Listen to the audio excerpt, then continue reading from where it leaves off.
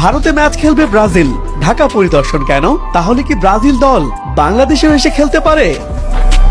আগামী 3 অক্টোবর ভারতের কলকাতায় খেলতে পারে 5 বারের বিশ্ব চ্যাম্পিয়ন ব্রাজিল। স্বাগতিকদের বিপক্ষে এই প্রীতি ম্যাচে অংশ নেয়ার কথা রয়েছে সেলেসাওদের। এই ম্যাচকে সামনে রেখেই কলকাতার সল্ট লেক স্টেডিয়াম পরিদর্শন করে ব্রাজিল ফেডারেশনের প্রতিনিধি দল।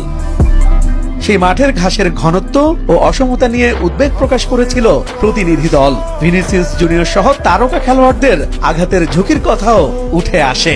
ভারতীয় কর্তৃপক্ষ অবশ্য সন্তুষ্টির কথা বললেও সামাজিক মাধ্যমে দাবি উঠেছে এই অসন্তোষের জেরেই ব্রাজিল এখন বাংলাদেশের অবকাঠামো দেখতে চাইছে। যুক্তরাষ্ট্রের 1 নম্বর জিম চেইন গোল্ড জিম এখন আবারও বাংলাদেশে বসুন্ধরা আবাসিক এলাকা ও বসুন্ধরা সিটি শপিং মলে। ভারতে ম্যাচ খেলবে ব্রাজিল, ঢাকা পরিদর্শন কেন? এতে কৌতূহল জন্ম নিয়েছে ফুটবল ভক্তদের মনে। তাহলে কি ব্রাজিল দল বাংলাদেশেও এসে খেলতে পারে? সবকিছু জানা যাবে ব্রাজিল ফেডারেশনের প্রতিনিধিদের সাথে বাফুফের বৈঠকের পর। ব্রাজিল ফেডারেশনের প্রতিনিধি বাংলাদেশে পা রেখেই ঢাকার জাতীয় স্টেডিয়াম পরিদর্শন করবে।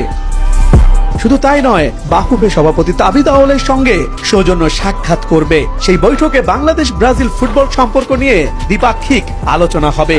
ওই আলোচনার পরই মূলত দুই দেশের কোনো প্রীতি ম্যাচ কিংবা পারস্পরিক কোনো বিনিময় সম্পর্কে ধারণা পাওয়া যাবে।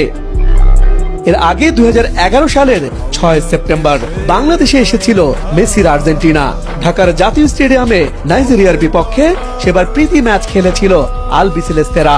সেই ম্যাচটিতে 3-1 গোলের দুর্দান্ত জয় পেয়েছিল আর্জেন্টাইনরা। ইশতিয়াক দীপু, নিউজ 24,